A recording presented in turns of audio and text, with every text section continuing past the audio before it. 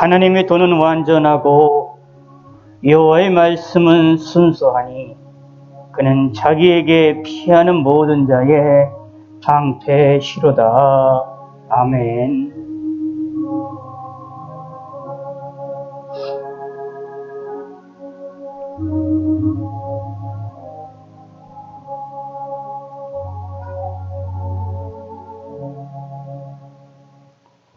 교동문 83번 빌립보서 4장에 있는 말씀입니다.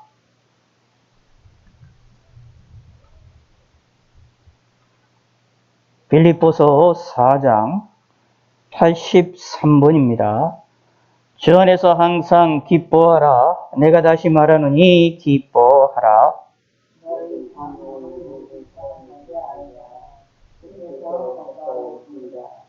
아무것도 염려하지 말고 다만 모든 일에 기도와 간구로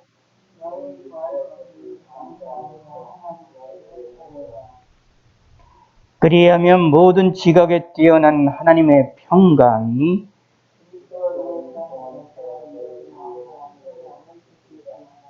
끝으로 형제들아 무엇이든지 참되며 무엇이든지 경건하며 무엇이든지 옳으며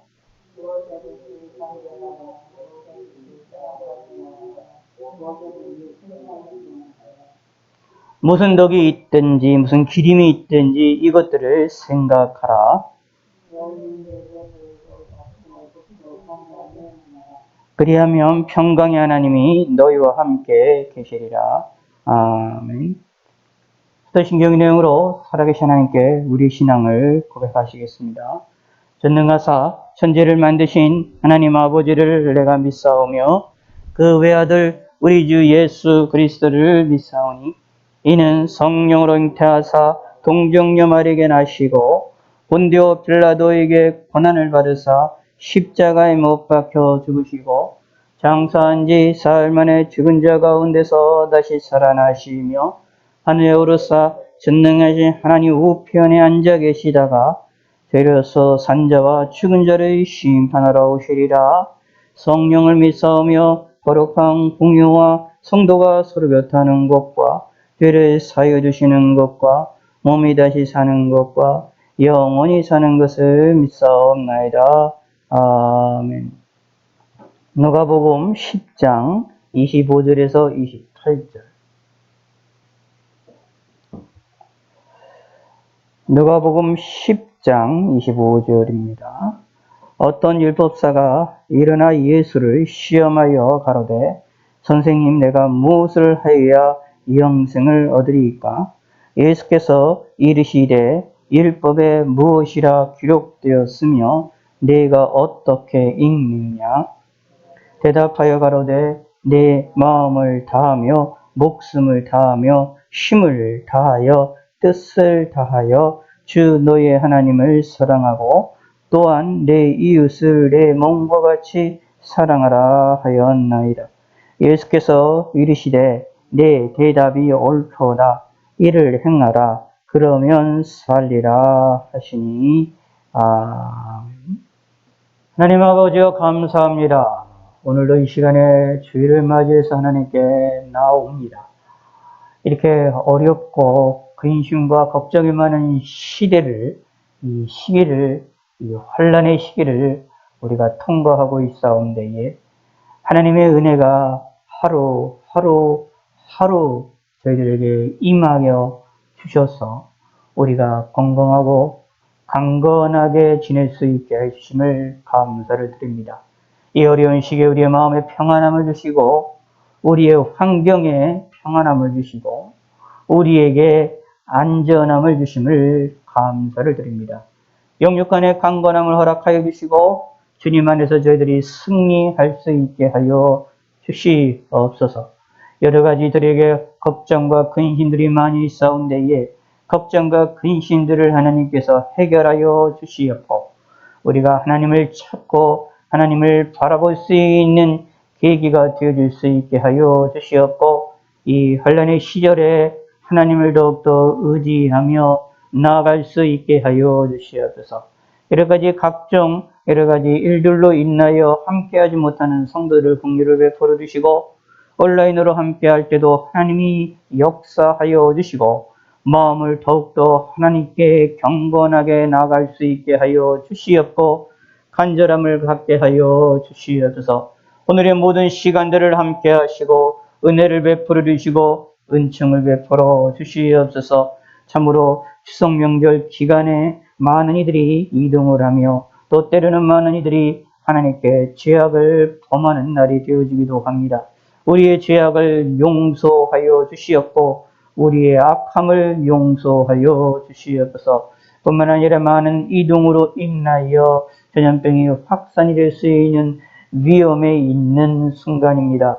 이 어려운 시기에 저희들이 안전하게 지낼 수 있게 하시고 저희 모든 성도님들은 전염병으로부터 안전하게 지킴을 받아 건강하고 강건하게 지낼 수 있게 하여 주셔서 마음껏 하나님께 예배하며 하나님께 영광을 돌려드리며 우리의 삶에 안전하게 삶을 살 수 있도록 저희들을 지켜주시고 인도하여 주시옵소서. 이 환난의 때를 무사히 통과할 수 있도록 하나님이 은혜를 베풀어 주시옵소서. 저희들에게 건강을 주시고 저희들에게 강건함을 주시옵고 평안함을 더하여 주시옵소서. 전염병으로부터도 안전하게 지켜주실 뿐만 아니라 우리의 건강 가운데 각종 질병과 병으로 인하여 고통과 근심 가운데 있는 경우들이 많이 있사오니 저희들이 각종 질병으로부터도 건짐을 받게 하여 주시고 저희들에게 강건함을 허락하여 주시옵고 각종 사고와 사건으로 인하여 우리가 근심 가운데 빠진 일이 많이 있사온데 사건과 사고가 일어나지 아니하도록 하나님이여 붙들어 주시옵소서. 이 혼란의 시절에 더욱더 하나님이 주시는 평안으로 우리가 날마다 승리할 수 있게 하여 주시옵소서. 이 나라의 민족을 긍휼을 베풀어 주시고 이 나라의 민족을 향한 하나님의 친노의 손길을 걷어가 주시고 우리의 잘못들을 용서하시고 대통령과 위정자들의 잘못을 용서하시고 국민들의 잘못들을 용서하시고 특별히 믿음의 사람들의 잘못을 용서하여 주시옵소서.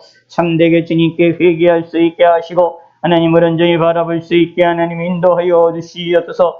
저희들이 잘못된 죄악들을 용서하여 주시사 이 나라가 바른 길로 나갈 수 있게 하여 주시고 주님의 말씀을 등불을 활활 타오르게 만드는 민족이 되게 국가가 될 수 있도록 하나님 인도하시고 우리나라의 북쪽에 있는 우리 민족을 긍휼을 베풀어 주시사 그 가운데 숨어서 주님을 섬기고 있는 자들이 있사오니 그들을 위로하시고 마음껏 하나님을 섬기며 마음껏 예수님의 이름을 말할 수 있는 날이 속히 다가올 수 있게 하나님 인도하시옵소서. 북한에 있는 이 우상의 정권들이 무너지게 하여 주셔서 마음껏 우리와 함께 자유롭게 하나님께 영광을 돌리며 찬양하는 날이 속히 하루라도 빨리 임할 수 있도록 긍휼을 베풀어 주시옵소서. 북한에 있는 우리 민족을 긍휼을 베풀어 주시고 불쌍히 여겨 주시옵소서. 또한 온 세계 만방 곳곳에 있는 고통을 당하고 있는 자들을 이해하는 위로하시고 사건과 사고와 전쟁과 각종 질병으로 인하여 고통을 당하고 있는 자들이 있사오니 그들을 위로하여 주시옵고 좋은 길로 이끌어 나가 주시고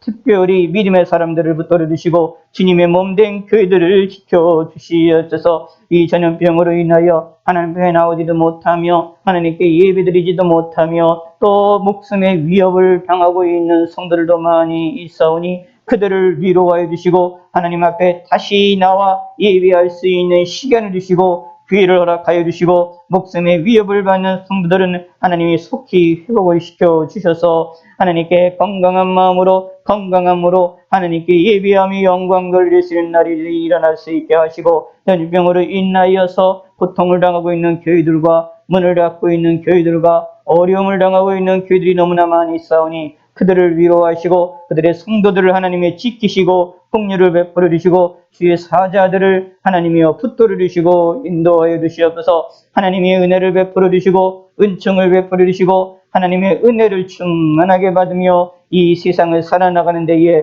부족함이 없도록 함께하여 주시옵소서. 특별히 저희 성도들을 지켜주시고 이 추석 연휴를 하나님이 무사히 잘 통과할 수 있게 하시고 잘 보낼 수 있도록 하나님이 은혜를 베풀어 주시고 모든 것들 주관하여 주시옵소서. 감사드립니다. 예수님의 이름으로 기도드렸습니다. 아멘.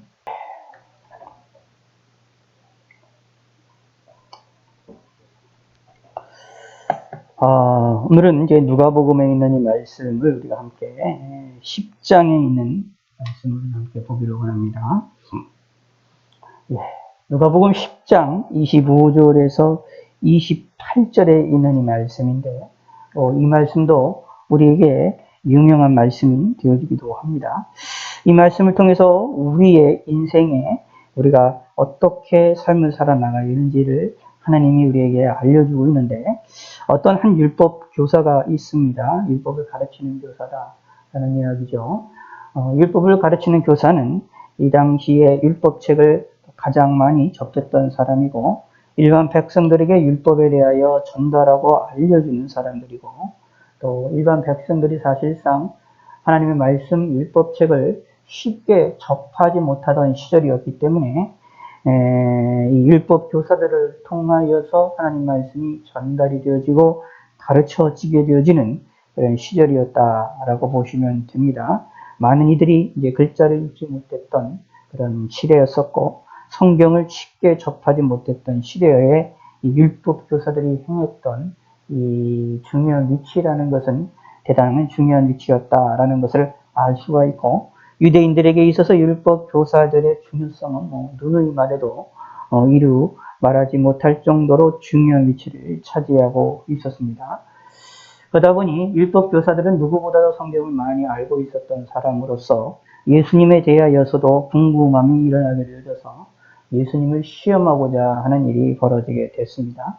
율법 교사들은 구약 성경을 자주 보고 있고 자주 접하는 사람들이 되어지기 때문에 자신이 알고 있는 성경의 진리와 예수님이 말하는 진리가 같은지 다른지를 점검하고자 했다라는 이야기입니다. 사실 성경 안에서도 구약 성경에서도 거짓 선지자가 나타날 것을 하나님께서 이야기를 하시면서 거짓 선지자들도 나타난다라는 것을 이야기를 하시면서 거짓 선지자들을 쫓아가거나 따라가게 된다면 그것은 망하는 길임을 이야기를 합니다. 거짓 선지자들이 거짓된 계시와 거짓된 환상과 거짓된 말씀을 받았다 하여 그거를 가지고 사람들을 가르치는 사람들이 있는데, 그것은 하나님 앞에 큰 죄악이라는 것을 이야기하면서 참된 선지자와 거짓 선지자를 구별하는 구분 방법을 몇 가지 알려주셨던 것이 있습니다. 그 중에서 가장 중요한 것이 무엇이냐 하면, 선지자들이 전하는, 선지자의 말을 전하는 그 가르침이 과거에 전달이 되었던, 과거에 하나님이 보내셨던 선지자들의 말과 내용이 같으냐 다르냐를 따져보아야 된다라고 말하고 있습니다. 그래서 이전에 하나님이 보내셨던 선지자들과 하나님 전하는 말이 다르면 그 선지자는 거짓 선지자라고 성경에서 하나님께서는 판단해야 될 것을 이야기를 하고 있고, 이전 선지자들이 전달했었던 하나님의 말씀과 동일한 말을 전하면 그 선지자는 다른 선지자다라고 이 하나님께서 알도록 하게 하셨기 때문에, 사실은 이 이전 선지자들의 이 내용과 비교한다라는 것은 이 거짓된 선지자와 참된 선지자를 구별하는 점에 아주 중요한 기준점이 됐습니다. 특별히 예수님 당시에도 이런 거짓된 선지자들이 많았고 거짓된 메시아들이 많았고, 자기가 자칭 메시아라고 부르고 자칭 그리스도라고 부르는 사람들이 많이 나타났던 시절이었기 때문에, 사실은 그런 속에서 그게 진짜 메시아인지 가짜 메시아인지를 판별하고 구분하는 그런 일들이 많이 일어났었고, 또 그 일이 대단히 중요한 이슈로 또 유대인들 가운데에 중요한 내용들로 자리 잡고 있었던 시대라고 보시면 됩니다. 그러다 보니 당연히 예수님에 대하여서도 시험을 하게 됩니다. 예수님을 잘 믿지 않았기 때문에 시험하는 것도 당연히 있지만, 예수님이 참된 선지자인지 거짓된 선지자인지를 판별하는 그러한 일들을 또 하기 위하여 예수님을 시험하는 것을 볼 수 있습니다. 그러므로 예수님이 전하는 말이 구약 성경, 이전 선지자들이 전했던 구약 성경의 말과 같은 내용을 전하고 있는 건지 아니면 다른 내용을 전하고 있는 건지 그 내용들을 확인하려고 했다라고 보시면 됩니다. 그래서 이 율법교사가 어떤 이 율법교사가 예수님을 시험할 때에 예수님에 대하여 긍정적인 마음을 가졌는지 아니면 부정적인 마음을 가졌는지 오늘 본문에는 알 수가 없지만 그러나 예수님을 시험을 하고 있습니다. 예수님을 테스트해서 참된 분인가를 확인을 하려고 합니다. 그러면서 물어봅니다. 선생님, 내가 무엇을 하여야 영생을 얻으리까? 예, 다 알고 있는 내용들이고 이것이 중요한 내용들이 있는데 선생님 내가 무엇을 하여 영생을 얻으리까? 라고 얘기를 하면서 자신이 알고 있는 성경의 진리와 그리고 예수님이 말하는 성경의 진리가 같은지를 확인하고자 했다라는 이야기입니다. 그랬더니 예수님이 바로 대답하지 않으시고 그러면 예수께서 이르시되 율법에 무엇이라 기록되었으며 내가 어떻게 읽느냐라고 다시 질문을 하십니다. 예수님이 바로 대답을 하실 수도 있지만 또 때로는 이렇게 사람들에게 그들의 생각을 드러내게 하심을 통하여서 다시 한번 이야기를 하시는 내용들이 볼 수 있습니다. 종종 예수님의 이제 그 대화법 가운데 그런 것이 있어요. 질문을 하면 질문을 한 것을 바로 대답하시는 경우가 있지만 질문하는 자들에 대해서 그들이 생각하는 것을 먼저 이야기를 하고 먼저 자기 생각을 드러내도록 하게 하시는 그런 사건들이 있습니다. 이런 대화법들은, 이런 수사법들은 상당히 중요한 의미를 가지고 있습니다. 예수님께서는 자신이 질문하는 사람들이 질문을 할 때 답을 모르고 질문하는 경우도 있지만 답을 알고 질문하는 경우도 있거든요. 이 율법 교사들은 자신이 답을 알고 있는 상태에 질문하고 있는 겁니다. 답을 알고 있는 상태에서 예수님이 말하는 것과 자신이 말하는 것, 자신이 알고 있는 성경에 있는 것과 같으냐를 비교해 보기 위하게 되기 때문에 답을 알고 있는 상태에서 질문을 하는 개념이 되어집니다. 그럴 때 예수님께서는 이렇게 스스로의 대답을 하도록 하게 하심을 통하여서 자신이 가지고 있는 생각들을 온전히 드러내서 옳고 그름들을 다시 한번 점검하도록 하게 하신 예수님의 대화법이다라고 보시면 됩니다. 그리고 이 일을 통하여서 무엇을 하시는 것이냐면 이런 대화법들을 통하여서 질문하는 사람들이나 대화하는 상대방에 대하여서 그 생각을 명확하고 확실하고 그것을 정돈하도록 하기 위한 방법이었다라고 보시면 됩니다. 우리 신앙생활 할 때도 우리가 하나님께 나아가고 하나님께 간구를 하고 하나님께 기도를 하고 그런 내용들을 할 때에 때로는 하나님이 우리에게 역사하심의 역사 가운데서 때로는 하나님이 뻔히 아는데도 불구하고 우리 마음에 우리 생각이나 우리의 삶 속에서 우리의 기도에 대하여서 응답을 바로 하시는 것이 아니라 때로는 우리의 생각들을 점검하게 하시고 우리의 신앙을 고백하게 하시고 우리의 삶을 고백하게 하시는 그런 역설이 종종 많이 있습니다. 그래서 예수 믿는 사람들을 우리가 잘 이해하실 것 중에 하나가 뭐냐면 내 속에 있는 것이 내 마음 속에 있는 것이 무엇인지를 명확하게 아는 것이 필요하고 그것을 외부로 표출하는 것이 좀 필요합니다. 이걸 가리켜 신앙 고백이라고 얘기를 하는데 이런 신앙 고백적인 외부로 표출하고 그것을 드러내는 그런 삶이 필요합니다. 자, 이것은 일반 세상에서도 마찬가지입니다. 무슨 학문을 하거나 여러 가지 일들을 하거나 논문을 쓰거나 어떤 글을 쓰려고 할 때도 그냥 마음속에 있는 것으로만 끝나버리면 이제 정돈이 안 되고 외부로 표현합니다. 글로 써버린다거나 말로 이야기를 한다거나 그것을 이야기를 하는 것을 통해서 내가 가지고 있는 생각과 내가 가지고 있는 사고방식을 정리하고 정비하는 그러한 시간들이 필요합니다. 이게 대단히 중요한 방법 가운데 하나인데 그것처럼 우리의 신앙생활도 마찬가지입니다. 우리의 신앙에 이 믿음에서도 뭐가 필요하느냐 하면 나를 정비할 줄 아는 것이 필요하고 내 생각과 내 마음을 정비하고 정리하는 것이 필요합니다. 그것 중에 중요한 방법은 뭐냐면 고백을 하는 겁니다. 내 생각을 이야기를 합니다. 내 마음으로 고백합니다. 내가 하나님을 믿는다면, 내가 예수님을 믿는다면 예수님을 고백하는 것이 필요합니다. 내가 예수님을 믿습니다. 라는 것이 필요합니다. 자, 잘 생각해 보시기 바랍니다. 요한복음에 보면 예수님께서 이 베드로에게 마지막에 이제 질문하시는 장면이 나오는데 네가 이 사람들보다 나를 더 사랑하느냐? 라는 질문을 하십니다. 근데 예수님이 이 베드로의 마음을 모르겠습니까? 뻔히 아십니다. 뻔히 알면도 불구하고 그 말을 한 번만 물어본 것이 아니라 3번씩이나 물어봅니다. 왜 그럴까? 여러 가지도 그거 가지고 이야기를 하고 해석을 하고 설명을 하는데, 자, 그 내용 가운데 우리가 다른 건 뭐 다 뭐 한다 치더라도 이건 꼭 잊어버리지 마셔야 됩니다. 왜 하필이면 3번씩, 왜 뻔히 아는 걸 왜 이거 말씀하셨을까? 의도가 있지요. 자, 그 예수님의 의도는 정확하게 보이는 것 중에 하나는 뭐냐면 베드로의 입술로 스스로 고백할 수 있게끔 하기 위한 예수님의 뜻이었다라는 것을 볼 수 있습니다. 예수님이 집요하게 물어보시는 거예요. 집요하게 물어보십니다. 이 의미를 여러분 잘 기억하셔야 됩니다. 하나님께서도 우리 마음을 뻔히 알지만, 우리의 생각을 뻔히 알지만, 우리의 생각과 우리의 마음을 집요하게 물어보실 때가 있고, 우리의 이 마음을 집요하게 우리에게 알고 확인하도록 하나님이 하실 때가 있습니다. 그래서 무엇을 해야 됩니까? 이것을 고백하는 것이 필요합니다.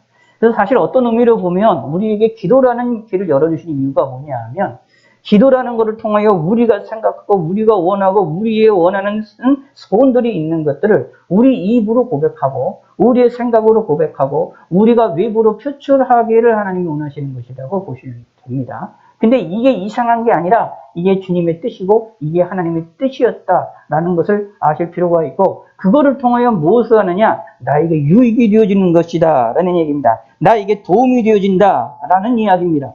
그러므로 우리는 뭐 해야 되느냐 하면, 하나님이 우리에게 그런 질문하기 전에 우리 스스로가 먼저 고백하고 먼저 이야기를 하고 먼저 우리가 하나님 앞에 솔직하게 나의 모든 것들을 드러낼 줄 아는 성도가 되시기를 바라겠습니다. 뻔히 아는 거라 할지라도, 당연한 거라 할지라도, 내 속에서, 내 마음 속에서 당연한 것이라 할지라도 하나님이 내 마음을 왜 모르시겠습니까? 나의 심령을 왜 모르시겠습니까?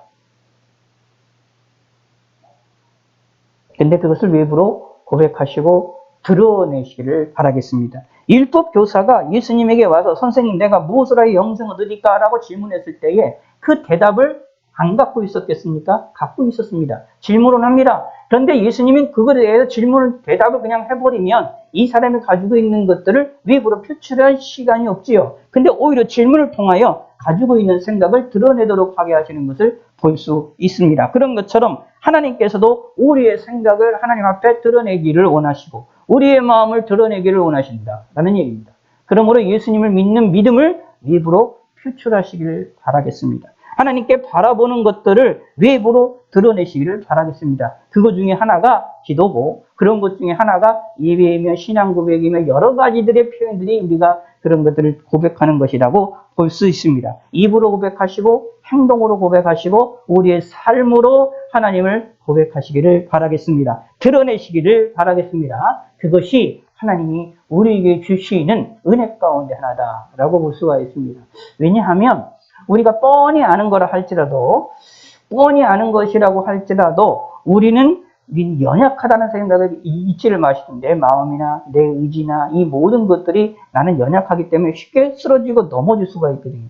이 쓰러지고 넘어질 수 있는 일에 대하여 다시 상기하고 다시 상고함을 통하여서 그것을 내 마음판에 뿌리 깊게 박고 잊어버리지 아니하도록 하게 만드는 것이다 라는 얘기입니다. 내 마음판에 깊숙이 그것을 글자로 새기는 것이라고 생각하시면 됩니다. 잘 생각해 보실 필요 있죠. 우리의 기억력이 그렇게 좋습니까? 그렇지가 않잖아요. 우리가 알고 깨달은 것도 그것도 오래가지 못하고 쉽게 잊어버리는 경우들이 많이 있습니다. 뭐 어떤 때는 우리가 앞에 놓고 물건을 놓고도 잊어버리는 그런 건망증과 같은 일을 할 때도 있는데, 하물며 우리의 삶에 있어서 우리가 하나님 앞에 나아가고 하나님께 깨닫고 하나님을 믿는 일에 대해 있어서도 우리가 시간이 지나면 내 마음에 흐릿해지고 잊어버리는 경우들이 종종 생겨난다라는 얘기입니다. 그러므로 그렇게 되지 아니하도록 우리는 어떻게 스스로가 자꾸 그것을 고백하며 스스로가 나아가는 믿음의 성도가 되셔야 되겠습니다. 자, 그런데 이 율법교사의 대답이 사실 엄청난 걸작입니다. 아주 멋진 대답을 합니다. 다시 말하면 이 율법교사는 제대로 된 율법교사였습니다. 거짓된 율법교사가 아니었습니다. 제대로 된 성경을 제대로 알아서, 구약 성경을 제대로 알아서 한마디로 딱 압축해버립니다. 사실 신명기에 있는 내용을 가지고 압축을 해버리는데, 27절 시작. 대답하여 이르되 내 마음을 다하여 목숨을 다하며 힘을 다하며 뜻을 다하여 주 너희 하나님을 사랑하고 또한 내 이웃을 내 자신과 같이 사랑하라 하였나이다. 아멘. 자, 이 말씀은 누가 또 예수님이 하신 말씀이냐면, 예수님도 이런 말씀 하셨죠? 율법에 있는 모든 것들, 율법과 선지자들의 모든 것의 핵심은 주 너희 하나님을 사랑하고 목숨을 다하고 마음을 다하고 힘을 다하여 뜻을 다하여 하나님을 주 너희 하나님을 사랑하는 것. 또 두 계명은 둘째는 이와 같으니 그러면서 이 이웃을 네 몸과 같이 사랑하라 하는 것이 계명이 구약에 있는 모든 율법의 핵심임을 이야기하지요. 근데 여기에서도 이 율법 교사가 얘기를 합니다. 영생을 얻는 방법이 뭐냐라고 얘기를 했을 때 내 마음을 다하고 목숨을 다하여 힘을 다하여 뜻을 다하여 주 너희 하나님을 사랑하고 또 내 이웃을 내 자신과 같이 사랑하라 하는 이것이 우리가 영생 얻는 길이다라고 얘기를 합니다. 곧 이것은 구약에서 이야기라는 핵심이 이것임을 고백을 하고 말을 하고 있는 내용이다라는 이야기입니다. 자, 우리는 이거 좀 생각을 할 필요가 있어요. 영생을 어떻게 얻느냐라고 할 때 우리의 이제 입장은 예수님이 이 땅에 오시고 십자가를 죽으시고 부활하시고 승천하신 이후로는 예수님이 영생을 어떻게 얻느냐라고 얘기해서 예수님을 믿으면 된다라고 얘기를 합니다. 예수님 믿으면 된다라고 얘기를 하는데 여기에 나오는 것을 27절에 보면 전혀 예수님 믿으라는 말이 아니라 여기에 내 마음을 다하고 목숨을 다하고 힘을 다하여 뜻을 다하여 주 너희 하나님을 사랑하고 또한 내 이웃을 내 자신과 같이 사랑하라라고 하는 말씀이 있으니까 이 말씀과 예수님 믿으라는 것이 도대체 이게 관계가 좀 이상하고 다른 것처럼 느껴질 수가 있지만 사실은 다른 관계라고 이해를 하지 마시고 하나의 일직전상에 있다라고 보시면 됩니다. 무슨 뜻이냐 하면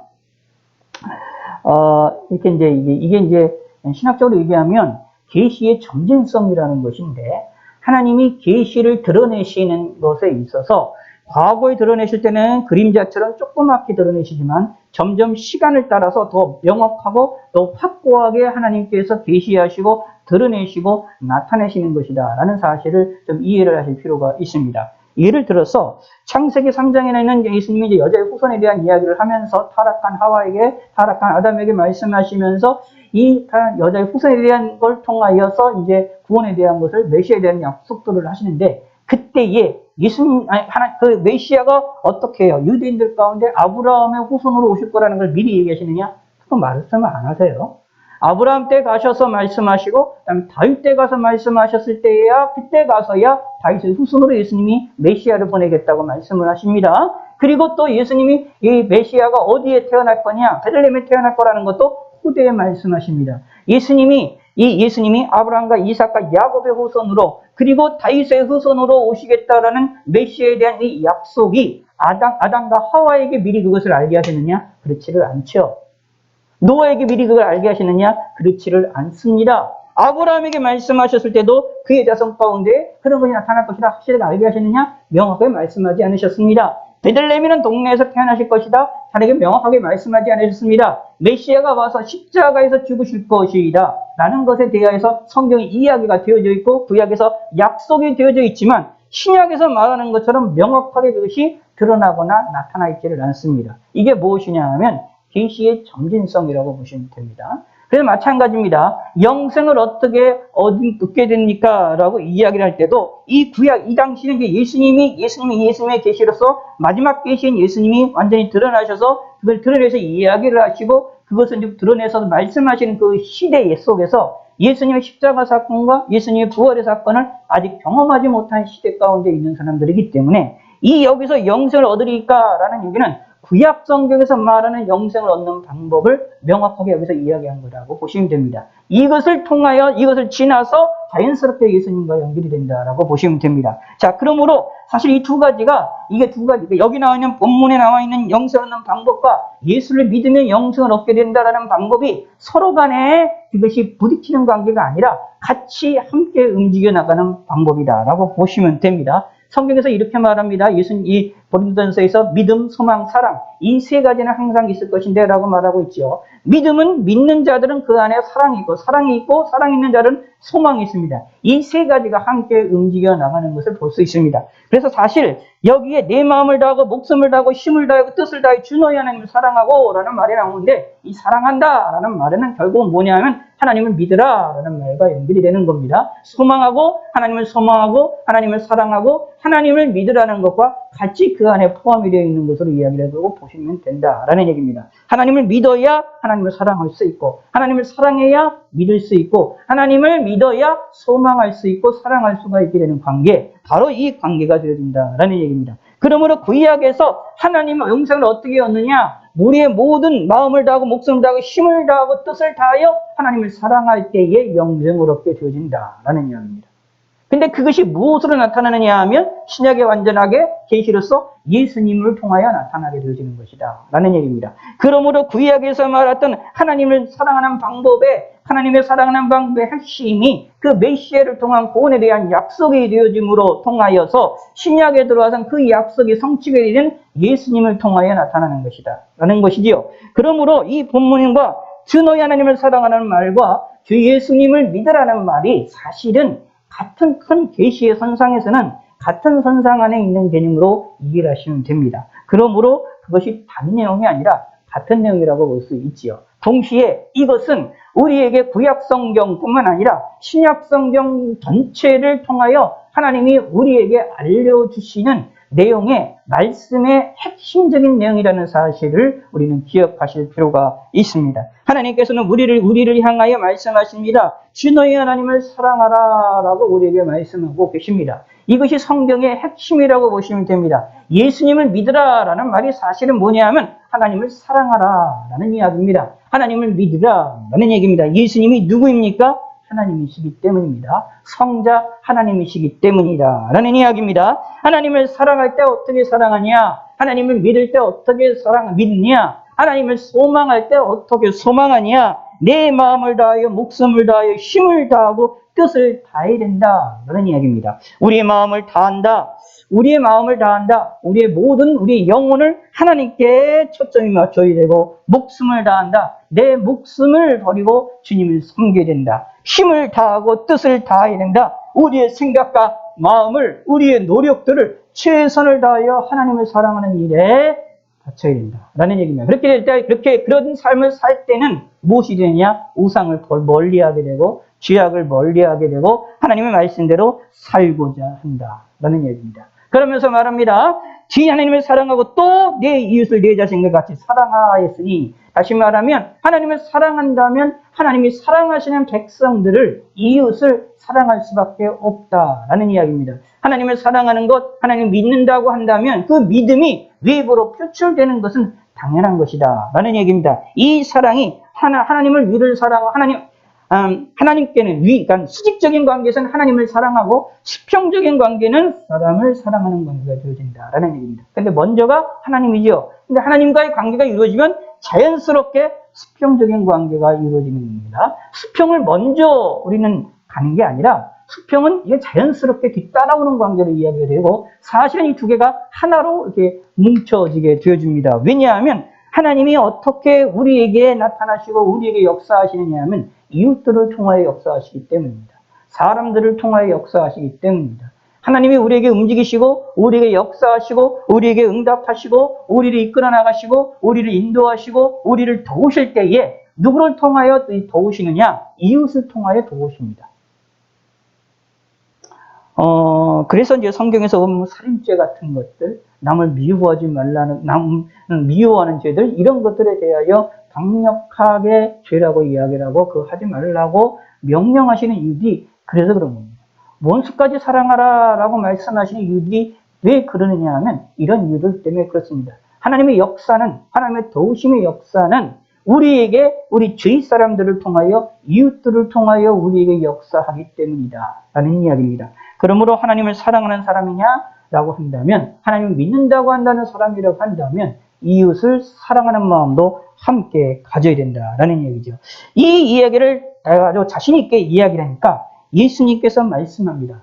놀랍도록 칭찬을 하십니다. 28절. 예수께서 이르시되, 내 대답이 옳도다. 이를 행하라. 그러면 살리라. 하나님을 섬기라.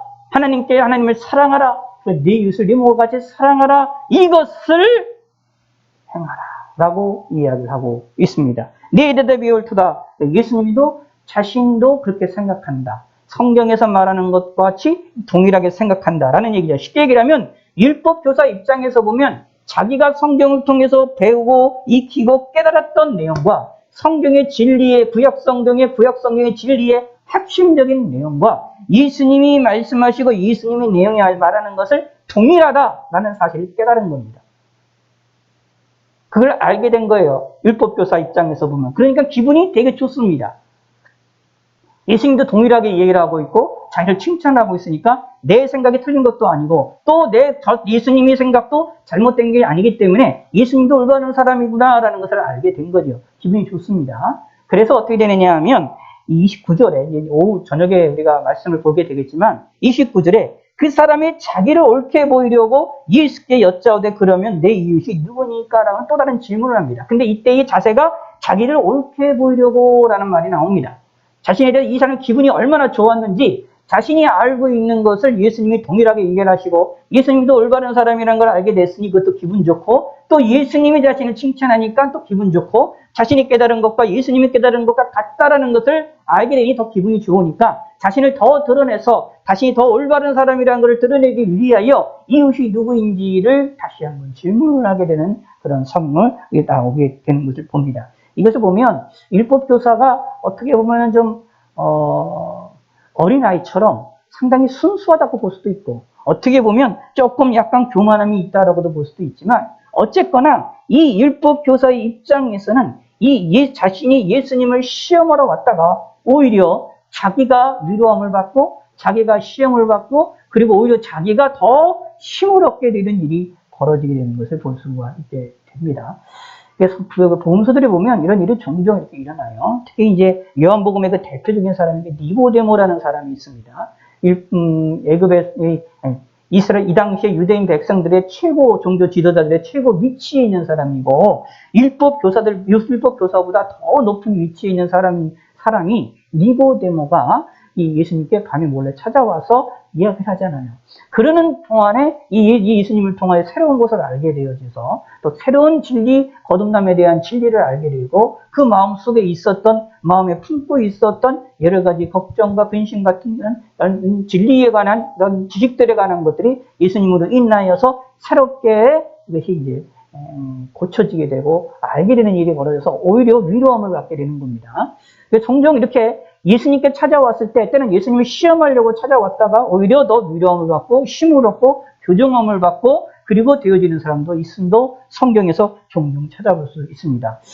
이 말은 무슨 뜻이냐면 예수님이 대하시는 목적이 사람들을 대하실 때에 그들이 어떤 목적을 가지고 예수님께 다가오든지 간에 예수님께서는 그 일을 통하여서 그 사람이 은혜 받을 자이면 그 사람의 큰 은혜를 베푸신다. 라는 얘기입니다. 그러나 그들이 은혜 받을 자가 아니라면 오히려 그들에게 어려운 하나님께 진노나 아니면 저주의 말들이 쏟아질 수밖에 없던 일들도 우리가 찾아볼 수 있게 되어지지요. 그러므로 예수님 앞에 우리는 이 하나님께 은혜 받는 자, 어떻게 보면 이 율법 교사도 참 예수님이 보실 때에 참 은혜를 베품을 받은 자라고 볼 수가 있어요.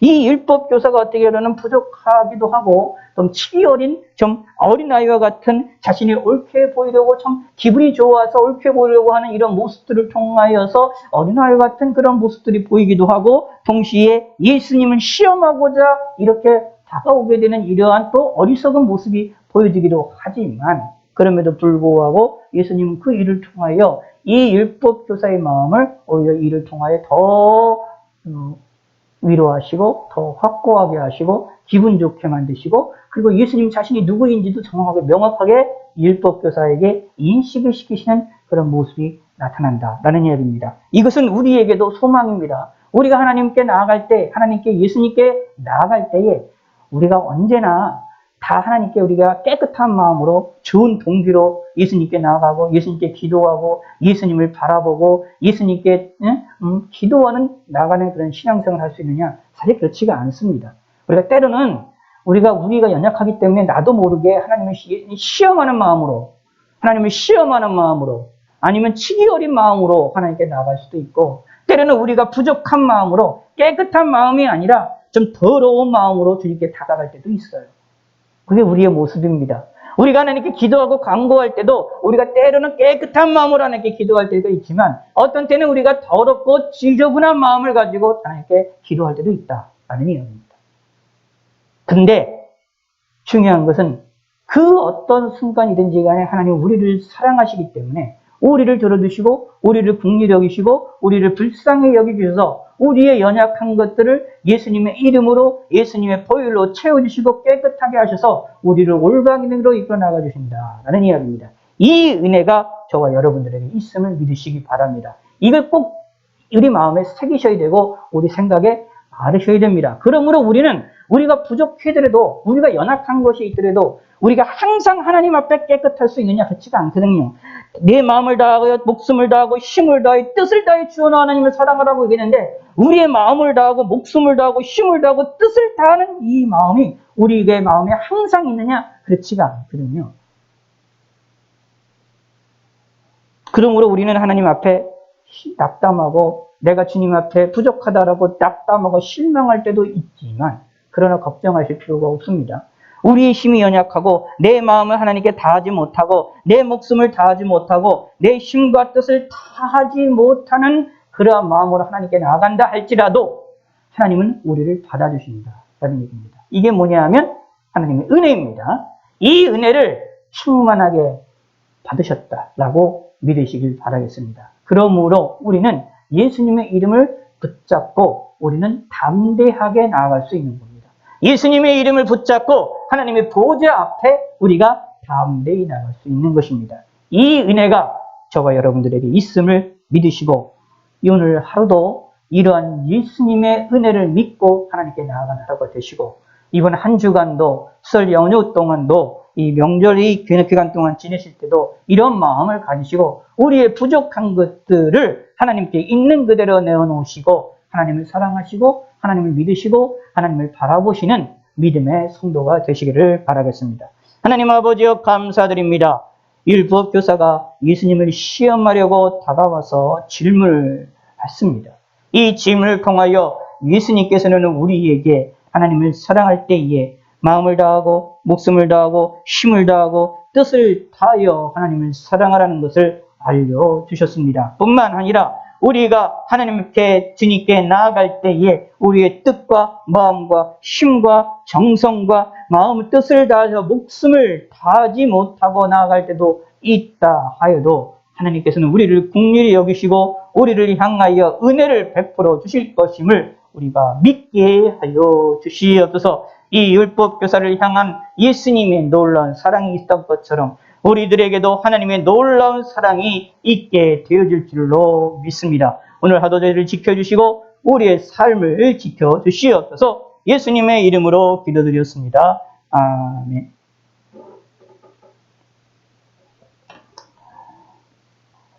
기도하겠습니다. 하나님 아버지여 감사합니다. 하나님께 예배를 드리며 하나님께 예물을 드립니다. 이 예물을 받아주심을 감사합니다. 하늘의 귀한 상급으로 쌓이게 될 줄로 믿습니다. 예물 속에 담긴 저희들의 믿음을 받아주시었고 하늘의 문을 열어주셔서 우리에게 한량없는 복을 받게 하여 주시옵소서. 이 세상을 살아나가는 데에 물질의 어려움이 없도록 하나님 인도하여 주시옵고, 특별히 이 전염병의 이 환란의 이 시기에 물질로 인하여 고통을 당하고 어려움을 당하는 일이 없도록 하나님께서 은혜를 베풀어 주시옵소서. 한량없이 우리에게 물질을 쏟아부어 주시옵고 이 세상을 살아나가는 데에 부족함이 없도록 은혜를 베풀어 주시옵소서. 각종 예물로서 하나님께 영광을 돌립니다. 감사물과 또 감사 예물과 11조 예물과 또 이렇게 주일 예물로서 하나님께 드리오니 이 예물을 주님께서 받아주시고 흠양하여 주실 줄 믿사옵고 감사드립니다. 우리의 마음을 받아주시옵소서. 감사드리며 영광을 돌려드리옵니다. 감사하며 예수님의 이름으로 기도드렸습니다. 아멘.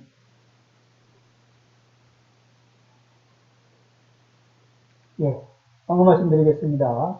예, 항상 기도하고 넘어지 말라는 말씀 잊어버리지 마시고, 나라, 민족을 위해서 특히 내년에 이제 대선도 있는데, 꼭 기도를 많이, 나라를 위해서 기도를 많이 해주시기를 부탁을 드리고, 전염병의 정식을 위해서 좀 기도를 많이 부탁을 말씀드리겠습니다. 예, 오늘은 또 이렇게 함께 대경 예배로서 우리가 오전 기도 드리고 있는데, 저녁 예배도 드리고 있는데, 온라인으로 병행해서 드리고 있는데 함께 기도해 주시고요. 이번 주에 있는 수요일에는 완전 온라인으로 드리도록 하겠습니다. 어느 지역이 있고 온라인으로 참여를 부탁의 말씀을 드리겠습니다. 휴일까지 새벽기도와 저녁기도 잠시 멈추고 있는 거 잊지 마시고 각자의 자리에서 꼭 기도해 주시길 부탁의 말씀을 드리겠습니다. 그리고 이번 코로나 확산으로 인해서 우리가 지금 가장 위험한 시기를 보내고 있고 어제도 사실 주말에 있어서 확진자가 가장 많은 주말의 경우로만 봤을 때 확진자들이 나왔다고 얘기를 합니다.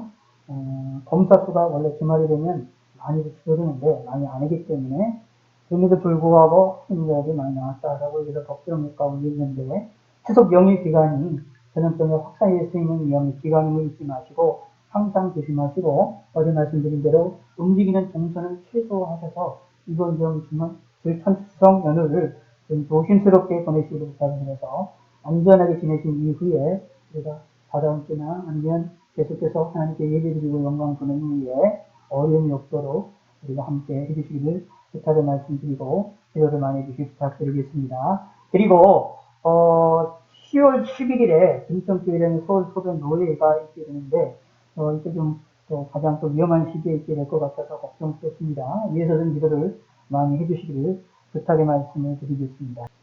목사님께서 나오셔서 원로 목사님께서 나오셔서 축도해 주심으로 예배를 마치겠습니다.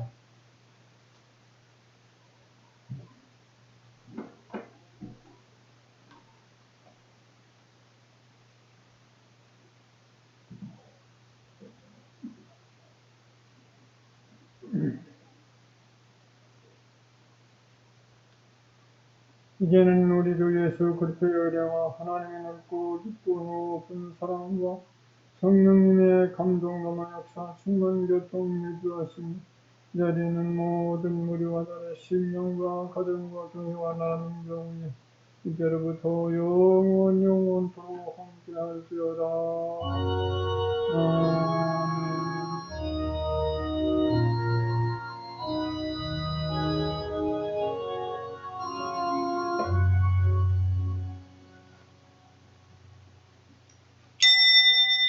감사합니다. 이것으로 마치겠습니다.